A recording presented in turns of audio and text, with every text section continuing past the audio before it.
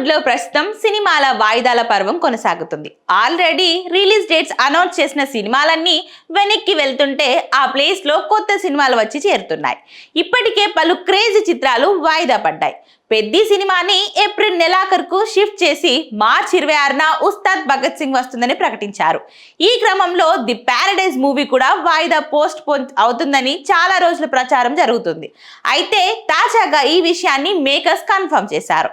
కొత్త విడుదల తేదీని ప్రకటించారు. నాని హీరోగా శ్రీకాంత్ ఓదెల దర్శకత్వంలో తెరకెక్కుతున్న pan India cinema the Paradise. Dasara తర్వాత వీరిద్దరి కాంబోలో రూపొందుతున్న చిత్రం ఇది. ఇక మార్చి 26న ప్రేక్షకులు ముందుకు తీసుకొస్తామని చాలా నెలల కిందటే పోస్టర్ ని కూడా రిలీజ్ చేశారు మేకర్స్. ఇంకా పెండింగ్ వర్క్ ఉండడంతో ఈ చిత్రాన్ని వాయిదా వేయాల్సిన పరిస్థితి ఏర్పడింది.